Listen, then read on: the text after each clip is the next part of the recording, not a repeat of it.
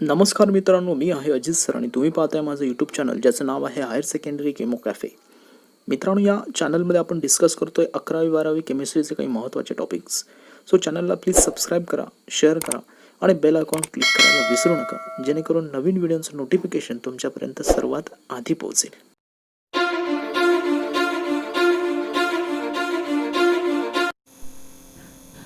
So friends, आपण discuss करतोय chemical kinetics.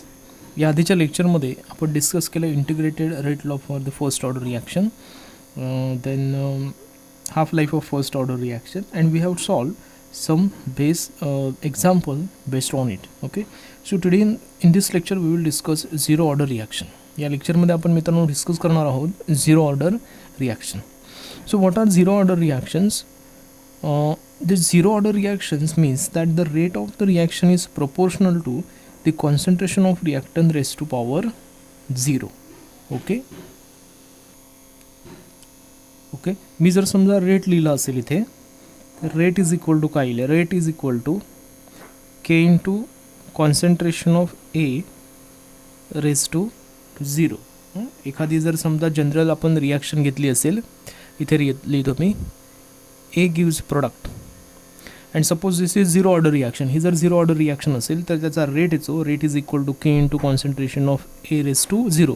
Means the rate of the zero order reaction is depends on किंवा proportional to the molar concentration of reactant raise to power 0.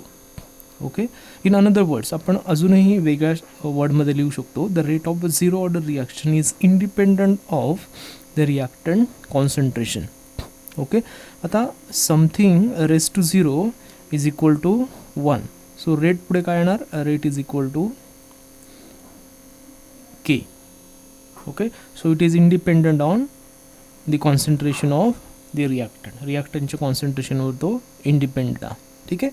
So actually the zero order reactions are defined as the reaction whose rate is independent of the reactant concentration and remain constant throughout the course of reaction.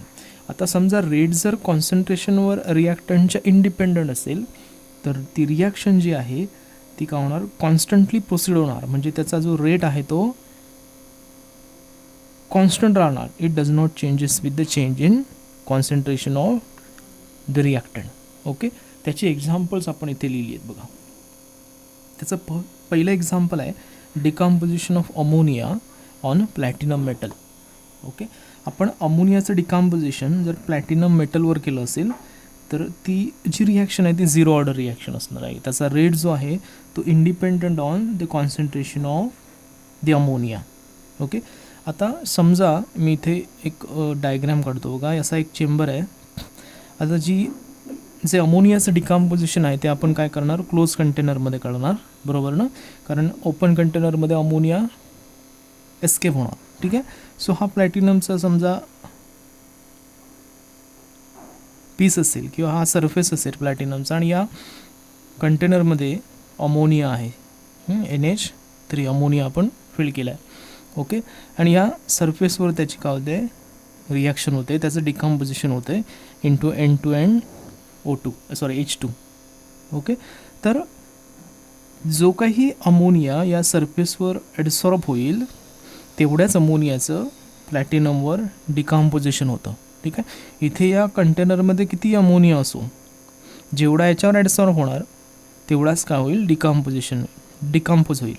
Okay, म्हणजेच कॉन्सन्ट्रेशनवर त्याचा जो rate आहे, rate of decomposition of ammonia, हा independent आहे and it is depends on the surface area of the प्लॅटिनमच्या surface एरियावर depend आहे. जेवढा सरफेस एरिया लार्ज असेल तेवढा अमाऊंटमध्ये काय होणार? अमोनिया डिकम्पोज होणार, तेवढा त्याचा रेट पण काय असेल? जास्त आहे. अँड ऑल्सो डिपेंड्स ऑन टेम्परेचरवर पण डिपेंड आहे. But it is independent on the reactant concentration. अमोनियाच्या कॉन्सन्ट्रेशनवर इंडिपेंडंट आहे. So it is zero order reaction. Okay, now the next is decomposition of nitrous oxide on the surface of platinum catalyst. इथे पण nitrous ऑक्साईडचं decomposition आहे. मी जसं सांगितलं तसं इथे अमोनिया घेतला आहे आपण, दुसऱ्या वेळेस आपण काय करू? इथे नायट्रस ऑक्साईड घेऊ. ठीक आहे, त्याचं डिकम्पोजिशन होईल, जेवढ्या अमाऊंटमध्ये सबस्टन्स ॲडसॉर्ब होईल तेवढ्याच अमाऊंटमध्ये त्याचं काय होणार? डिकम्पोजिशन होणार. Okay, so this is also zero order reaction. So in general, the gaseous reactions carried out in presence of metal as a catalyst are zero order reaction. हे लक्षात ठेवायचं आहे. ज्या रिॲक्शन्स गॅसियस रिॲक्शन आपण metal कॅटलिस्टच्या सरफेसवर करतो त्या zero order reactions असतात. Okay, so this is about the zero order reaction. तुम्हाला काही डिफिकल्टी असेल तर कॉमेंट बॉक्समध्ये कॉमेंट करू शकता, मी त्याचा आन्सर देईन. समजलं? सो झिरो ऑर्डर रिॲक्शन ह्या अशा रिॲक्शन्स आहेत की जिथे केमिकल रिॲक्शनचा जो रेट आहे तो इंडिपेंडंट असतो on the concentration of the reactant. It remain constant, तो कॉन्स्टंट राहतो through out the chemical process. Okay, now our next point is the integrated rate law for zero order reaction. Okay, आता यासाठी आपल्याला एक reaction consider करावे लागेल. Consider अ zero order reaction की zero order असेल ए गिव्ज प्रोडक्ट. ठीक आहे, ही आपण झिरो ऑर्डर रिॲक्शन कन्सिडर केली. The differential rate law is given bye, जसा वरती मी मगाशी लिहिला आहे तसा याचा डिफरन्शियल रेट लॉ येणार. बघा, rate is equal to in terms of the consumption of reactant minus d into concentration of A divided by dt is equal to A into concentration of A raised to 0. So here A raised to 0 is equal to 1, so equal to K. So minus d into concentration of A divided by dt is equal to K. This is our differential rate law equation. ठीक आहे. Now on rearrangement we get, आपण थोडीशी याच्यात rearrangement करू. काय करू बघा, dt इथे मल्टिप्लाय करू आणि हे जे मायनस साईन आहे ते इथे घेऊ. ओके, घेऊ म्हणजे काय करणार आपण, -1ने मल्टिप्लाय करणार दोन्ही साईडला. ओके, की हे प्लस होणार, इकडे मायनस होणार. So our equation become d into concentration of A is equal to minus KT. Okay, now on integrating above equation with respect to limit concentration of A is equal to concentration of A naught at time t is equal to 0. हे एक limit घेणार आपण. And concentration of A is equal to concentration of AT at T is equal to, sorry इथे मी T लिहायला, is equal to T. Okay, so now त्याचं integration घेतलं आहे बघा. Integration of D into concentration of A from concentration of A naught to concentration of AT is equal to minus K into integration of dt from 0 to t. Okay, ना आता याचं integration घेतल्यानंतर याचं integration काय येईल का, concentration of ए हे त्याचं इंटिग्रेशन येणार आणि त्याची लिमिट्स आहेत from concentration of A naught to concentration of AT. Okay, is equal to minus K into T from 0 to T. ही दोन्ही लिमिट्स आहेत. हे लोअर लिमिट आहे, अप्पर लिमिट आहे. मग इथे काय करणार आपण, अप्पर लिमिट पुटअप करणार आणि minus lower limit. Okay, so concentration of AT minus concentration of A not is equal to minus KT. तर इथे पण आपण लोअर लिमिट पुटअप केलं आहे, हे हायर लिमिट आहे -0. ओके, हे असं आहे. सो नेक्स्ट इथे देअरफॉर नाही ना, KT इज इक्वल, आपण KT फाइंड आउट केले. KT इज इक्वल टू, हे रिवर्स केलं आहे आपण. सो हे मायनस साईन निघून जाणार. ठीक आहे. So KT is equal to concentration of A not minus concentration of AT. So divide this T to the right hand side, we get K is equal to concentration of A naught minus concentration of AT divided by T.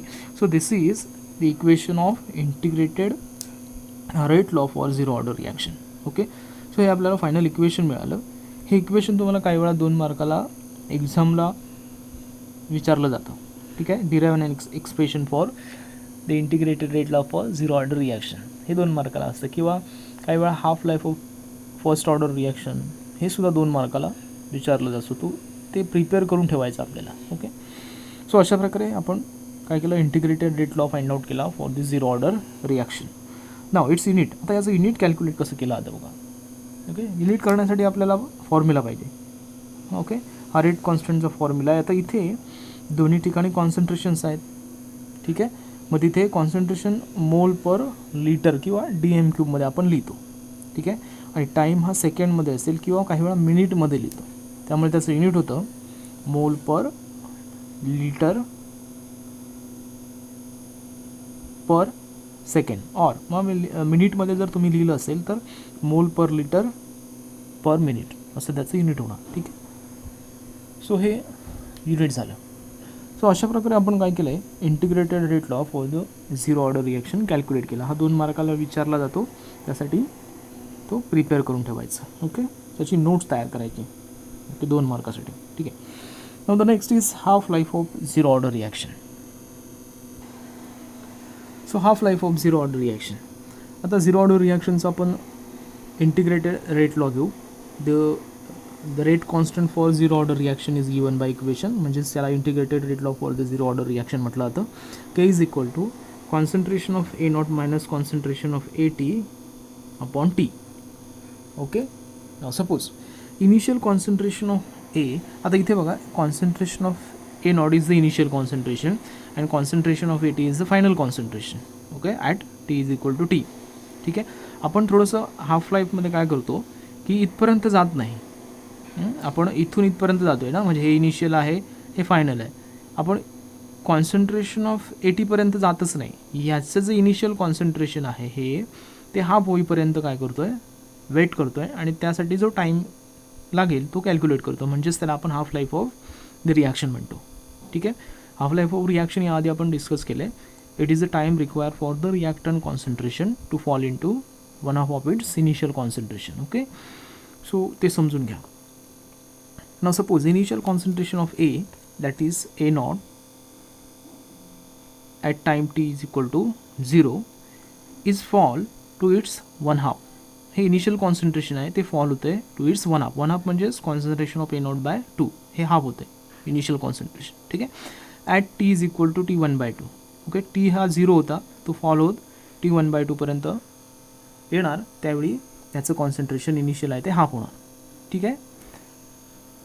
The next the above equation become. आता हे equation का होणार, जर आपण अशा जर values घेतल्या initial to आपण हाफ ऑफ इनिशियल कॉन्सन्ट्रेशन घेतलं तर हे इक्वेशन का होईल बघा. K is equal to concentration of A0 minus concentration of A0/2. आता इथपर्यंत आपण जातच नाही आहोत, तर ते इनिशियलच्या हाफपर्यंत आपण रिॲक्शन कॅरीड आउट करतो आहे. सो फायनल आपल्याला जे कॉन्सन्ट्रेशन असणार आहे ते half of the initial concentration असेल. ठीक आहे. So concentration of A0/2 divided by T1/2. हा T is equal to T होता, आता T is equal to T1/2 होणार. Okay. Half life period calculate करतो आपण. सो नेक्स्ट आता हा T1/2 आपण इकडे मल्टिप्लाय केला. K into T1/2 is equal to 2 into concentration of A0 minus concentration of A0. Okay. Divided by 2. Okay. हे simple आहे. इथे आपण 2 ने मल्टिप्लाय केलं आणि डिवाइड केलं. ठीक आहे. आणि डिव्हिजन किंवा डिनॉमिनेटरला 2 आहे तो आपण कॉमन घेतला. हे दुसरीतलं कॅल्क्युलेशन आहे, पहिली दुसरीमध्ये आपण केलं आहे. ठीक आहे. So K is equal to 1 T1/2 is equal to, आता हे two concentration of A0 minus concentration of A0 is equal to concentration of A0. 2 minus 1 is equal to 1. Okay, divided by 2. So therefore T1/2 is equal to concentration of A0 upon 2 into K. K इथे काय केलं आपण divide केलं. Okay. So from above equation we can write. आता या इक्वेशनवरून तुमच्या लक्षात येते की जो half life of zero order reaction आहे it is proportional to initial concentration of the reactant. Okay. आपण फर्स्ट ऑर्डरमध्ये काय फाइंड आउट केलं होतं, फर्स्ट ऑर्डरमध्ये T1/2 काय होता 0.693/K. ओके. हा फर्स्ट ऑर्डरमध्ये आपल्याला हाफ लाईफ मिळाला होता. Half life of the first order आहे. It is independent on the reactant concentration, but here the half life of zero order reaction is depends on the reactant concentration. It is proportional to the reactant concentration. Okay. Initial concentration of the reactant. So this is written here. आपण लिहिलं आहे the half life of zero order reaction is proportional to the initial concentration of the reactant. Okay, so this is about the half life of zero order reaction. हे पण तुम्हाला 2 मार्काला एक्झामला विचारण्याची शक्यता आहे. So याची पण एक नोट तयार करून ठेवायची. Okay,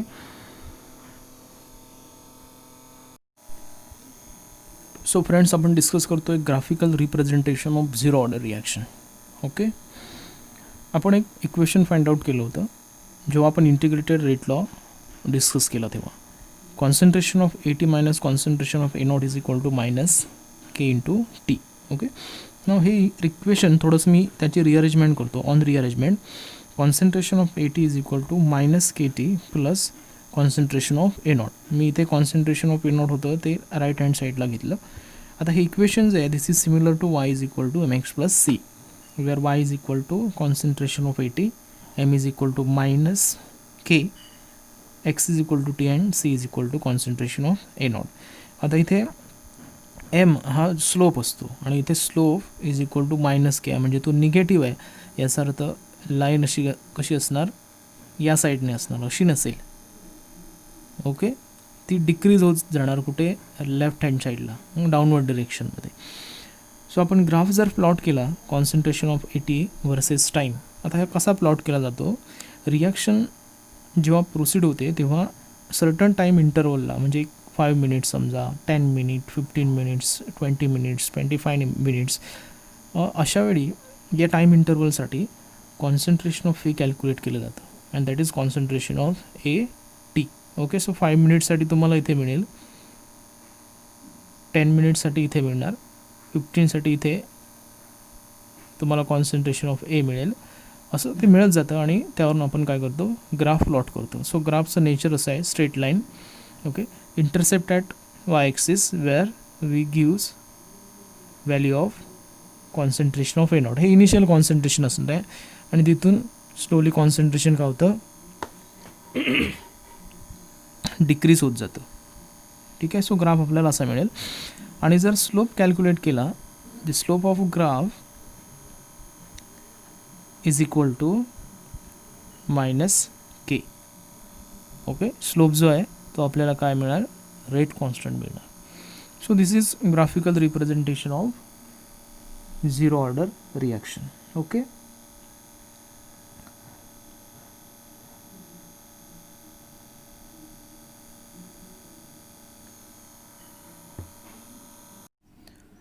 so now the next point is pseudo first order reaction. So what are pseudo first order reactions? Now certain chemical reactions which are expected to have higher order rate law but are found to behave as a first order. काही reaction ज्या आहेत त्या higher order rate law expect करतात but they behave as a first order. पण त्यांची जर आपण order find out केली तर आपल्याला ती फर्स्ट ऑर्डर मिळते. आणि अशा रिॲक्शन्सला आपण सुडो फर्स्ट ऑर्डर रिॲक्शन म्हणतो. Okay, so the reactions having higher order rate law but are found to behave as a first order are known as pseudo first order reactions. ठीक आहे, आता काही एक्झाम्पल्स आपण घेऊ, त्यावरून तुमच्या लक्षात येईल की सुडो फर्स्ट ऑर्डर रिॲक्शन म्हणजे काय ते. ठीक आहे, example, hydrolysis of methyl acetate. हे एक एक्झाम्पल घेऊ जिथे आपण मिथाइल ॲसिटेटचं हायड्रोलिसिस करतोय. ठीक आहे,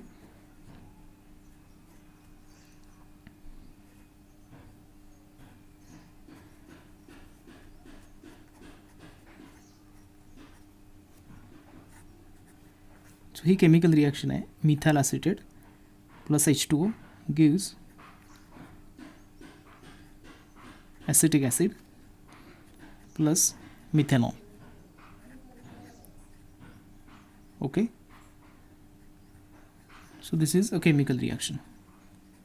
Now here the water is participate in this hydrolysis. So the expected rate law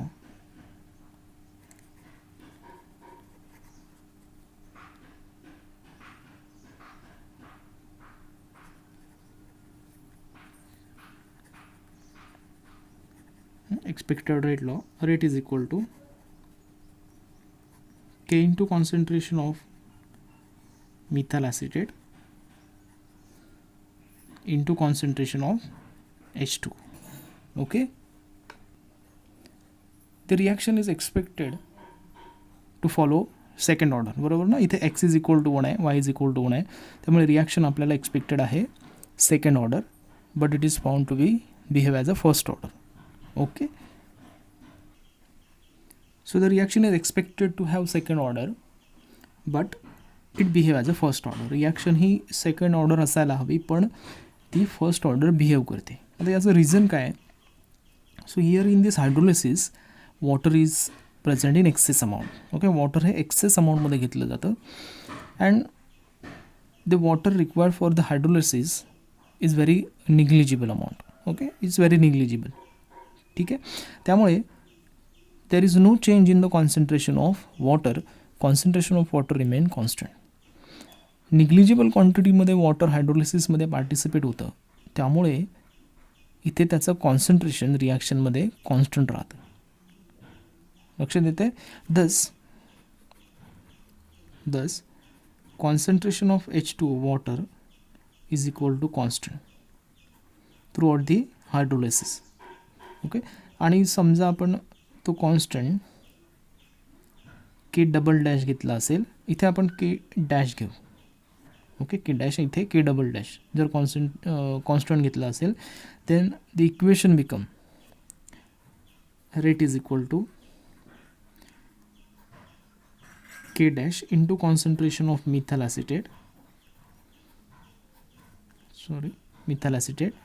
into K double dash. Now both K dash and K double dash are constant. हे दोन्ही कसं आहेत? constant आहेत. So rate is equal to K into concentration of CH3 COOCH3 methyl acetate. Okay, so हे equation होणार where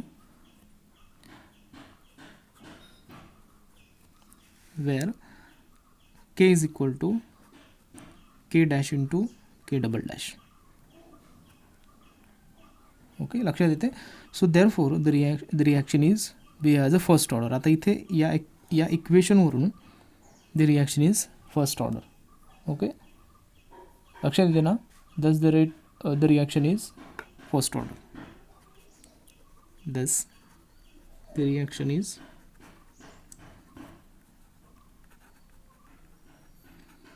first order. Okay, बघा पुन्हा सांगतो. ही एक केमिकल रिॲक्शन आहे. इथे आपण हायड्रोलिसिस करतो आहे मिथाइल ॲसिडचं. आता हायड्रोलिसिस करत असताना वॉटर हे आपण हायड्रोलिसिससाठी वापरणार. सो इथे water is taken in excess amount. Water हे एक्सेस अमाऊंटमध्ये वापरलं जातं आणि त्यातलं negligible amount of water is use in hydrolysis of methyl acetate. So it's concentration remain constant. त्याचं कॉन्सन्ट्रेशन हे कॉन्स्टंट राहणार. त्यामुळे इथे आपण जो रेट लॉ घेतला किंवा रेट एक्सप्रेशन घेतले त्यामध्ये याचं कॉन्सन्ट्रेशन हे कॉन्स्टंट झालं तर ते आपण एक कॉन्स्टंट घेऊ शकतो के डबल डॅश, आणि म्हणून इथे आपण के डबल डॅश घेतलं आहे. So K double dash and K dash both are constant. So त्यासाठी आपण एक कॉन्स्टंट घेतला आहे K. So over rate law become rate is equal to K into concentration of methyl acetate. याची पॉवर 1 आहे. So the reaction is first order. अजून पण एक एक्झाम्पल आहे हायड्रोलिसिस ऑफ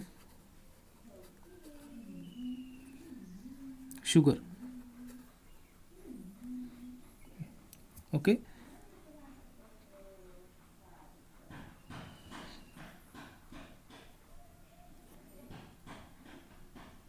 त्याला इन्व्हर्जन ऑफ शुगर असं म्हणतात.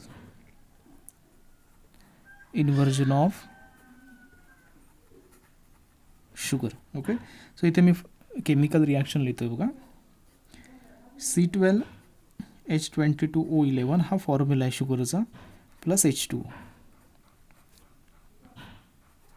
ओके, ही शुगर सॉलिड आहे. To gives C6H12O6 glucose plus fructose. C6H12O6 दोघांचाही फॉर्म्युला सेम आहे पण स्ट्रक्चरल फॉर्म्युला डिफरंट आहे. मोलिक्युलर फॉर्म्युला सेम आहे. Okay, so in this hydrolysis rate law काय होणार? जसं आपण इथे लिहिले तसं same. Rate is equal to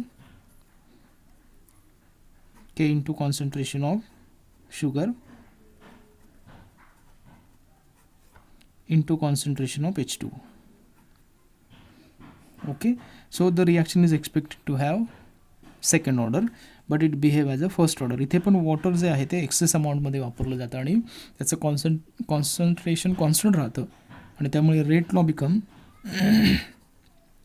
rate is equal to K into concentration of C12H22O11. Okay, and thus the reaction is first order.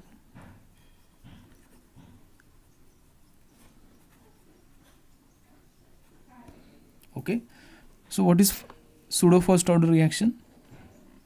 The reactions having higher order rate law but are found to behave as a first order. Reaction second order आहे पण but it is found to behave as a first order. ती आपल्याला first order behave करत असताना दिसून येते, त्यामुळे त्याला आपण सुडो फर्स्ट ऑर्डर रिॲक्शन असं म्हणतो. So these are the examples of pseudo first order reaction. So एक्झाममध्ये एक्सपेक्टेड क्वेश्चन आहे what is pseudo first order reaction. So तुम्हाला डेफिनेशन त्याची लिहायची आणि एक एक्झाम्पल लिहायचं. ठीक आहे, सो इथपर्यंत एक्झाम्पल लिहायचं. इथे इथपर्यंत.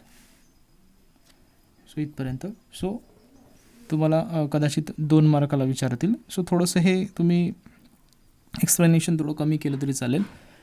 सो फायनली तुम्हाला ती फर्स्ट ऑर्डर रिॲक्शन आहे बिहेव करते हे प्रूव्ह करायचं आहे. ठीक आहे, सो आता आपण डिस्कस करतोय collision theory of bimolecular reactions. So what are bimolecular reactions? These are the reaction in which there are 2 reactant molecules. ज्या रिॲक्शनमध्ये 2 रिॲक्टंट मोलिक्युल असतात अशा रिॲक्शन्सना आपण बायमोलिक्युलर रिॲक्शन असं म्हणतो. ओके, सो एक कोलिजन थिअरीमधला पहिला पॉईंट आहे collision of the reactant molecule. Okay, collision of reactant molecule. Now for the reaction to takes place or to occurs, the reactant molecule must be collide according to collision theory. collision theory नुसार एखादी reaction proceed व्हायला किंवा रिॲक्टंटचं conversion प्रोडक्टमध्ये व्हायला ते reactant molecules collide व्हायला हवेत. Okay, collide झाल्यानंतर त्याचं कन्व्हर्जन काय होणार? प्रोडक्टमध्ये होणार. ठीक आहे, सो असं जर समजा होत असेल, समजा कोलिजनपासून जर reactant molecule product molecule form होत असतील तर रेट ऑफ द रिॲक्शन हा काय असायला? Equal to rate of collision असायला हवा. Okay, but in actual practice the rate of reaction is not equal to the rate of collision. Rate of reaction हा rate of collision एवढा नसतो. जर practically आपण जर समजा स्टडी केलं असेल तर लक्षात येते. So that means there is one more factor which is important for the conversion of reactant molecules to the product along with the collision of the reactant molecule. बरोबर ना? याचा अर्थ अजून कुठला तरी एखादा फॅक्टर असणार की जो इथे प्रोडक्टचं रिॲक्टंटचं कन्व्हर्जन प्रोडक्टमध्ये करत असेल along with the collision of the reactant molecule. Okay, so and that factor is known as activation energy. तो जो फॅक्टर आहे त्या फॅक्टरला ॲक्टिवेशन एनर्जी असं म्हटलं जातं. Okay, so for the reaction to occurs, the colliding reactant molecule, हे जे colliding reactant molecules आहेत, that colliding reactant molecule must possess minimum kinetic energy. minimum kinetic energy. जे reactant molecules आहेत, कोलाइड होणारे reactant molecule आहेत त्यामध्ये minimum kinetic energy असायला हवी and that kinetic energy equal to activation energy किंवा ती त्याच्यापेक्षा or greater than activation energy. ती ॲक्टिवेशन एनर्जीपेक्षा जास्त असायला हवी. So what is activation energy? Activation energy is the minimum energy that required for the reactant molecules to collide. ती एक मिनिमम एनर्जी आहे की जिथे की ज्यामुळे काय होतं की रिॲक्टंट मोलिक्युल कोलाइड होतात. आता ॲक्टिवेशन एनर्जी जे रिॲक्टंट मोलिक्युल्स आहेत कोलाइड होणारे त्यांची जी एनर्जी आहे ती मिनिमम एनर्जी आहे ती ॲक्टिवेशन एनर्जी एवढी असेल किंवा त्यापेक्षा जास्त असेल तेव्हाच एखादी रिॲक्शन आपल्याला प्रोडक्ट देईल. लक्षात येते. सो दोन कंडिशन फार महत्त्वाच्या आहेत according to collision theory. For the reaction to occurs the reactant molecule collide with each other and this colliding reactant molecule must have minimum kinetic energy equal to activation energy or greater than activation energy. ठीक आहे. ती जर kinetic energy कमी असेल activation एनर्जीपेक्षा तर रिॲक्शनपासून आपल्याला किंवा रिॲक्टंटचं conversion प्रोडक्टमध्ये होणार नाही. जरी कोलिजन झालं असेल तरीसुद्धा that collision does not leads to the product formation. Okay. So what is activation energy? The minimum kinetic energy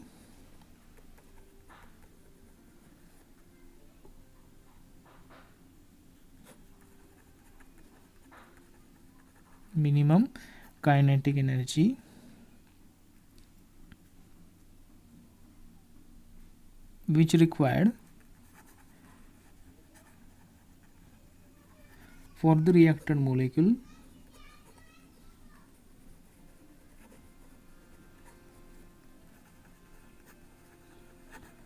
reactant molecules to collide with each other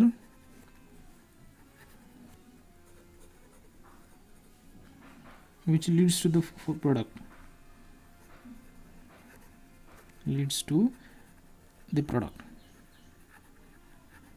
okay. So minimum kinetic energy which required for the reactant molecules to collide.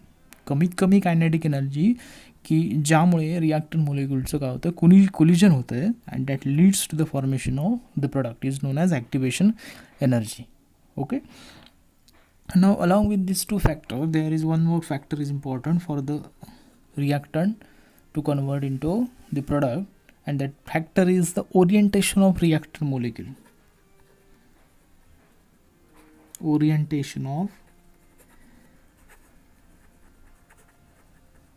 reactant molecules.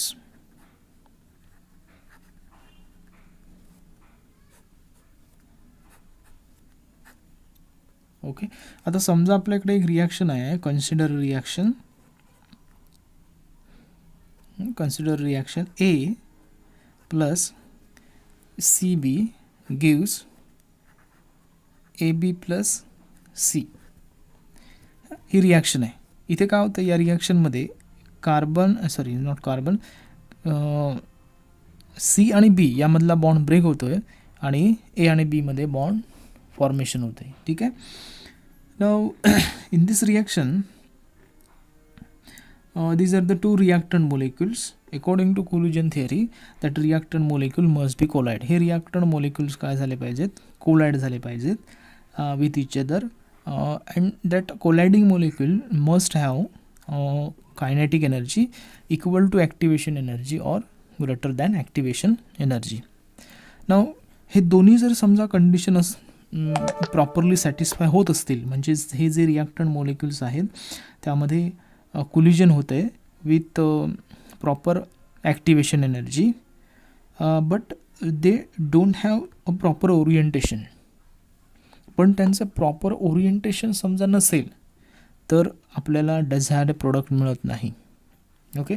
So त्याचं example बघू आपण. एक consider करू. समजा the collision of A with C approaching towards the A and would not leads to the reaction. Okay. बघा समजा हा A molecule आहे आणि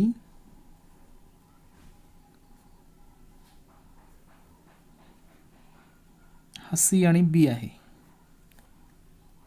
ठीक आहे. नाउ which gives A इथे लिहितो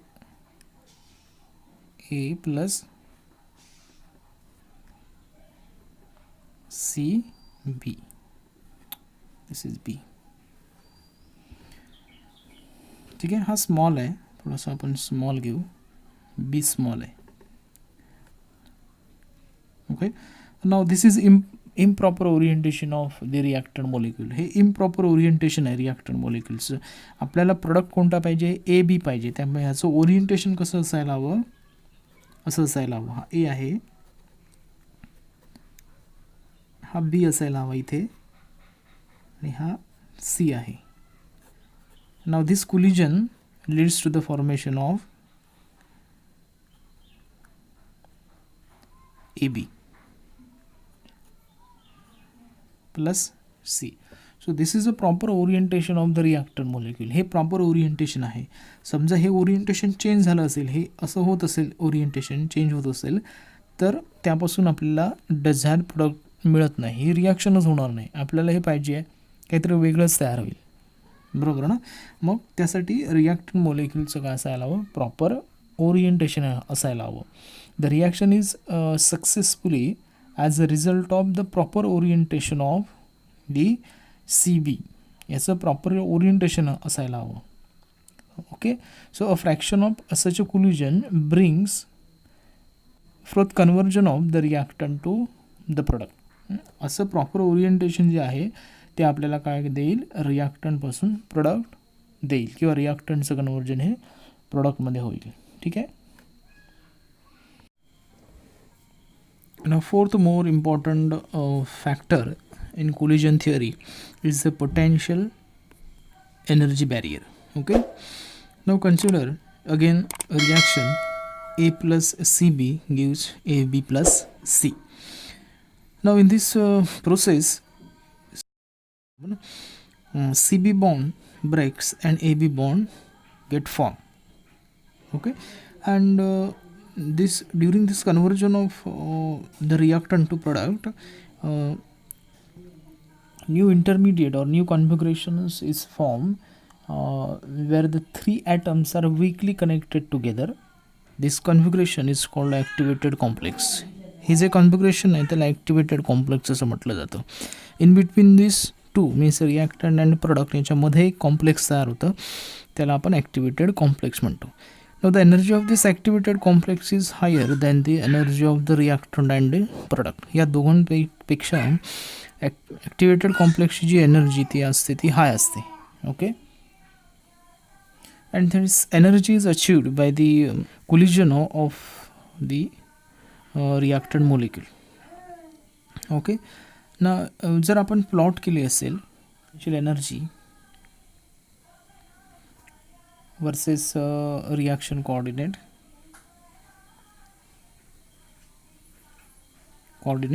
तर आपल्याला जो ग्राफ आहे तो अशा प्रकारे मिळतो बघा.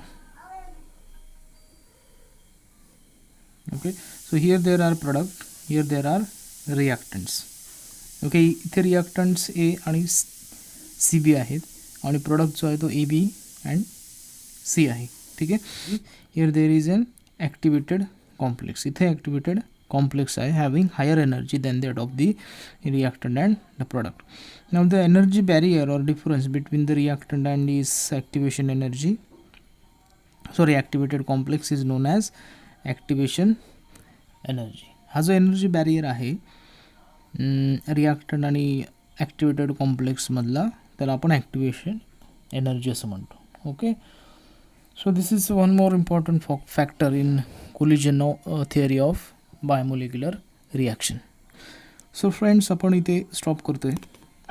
ओके, सो हे लेक्चर तुम्हाला कसं वाटलं ते नक्की कॉमेंट बॉक्समध्ये कळवा. आवडलं असेल तर लाईक करा, शेअर करा आणि चॅनल सबस्क्राईब केले नसेल तर सबस्क्राईब करायला विसरू नका. थँक्यू.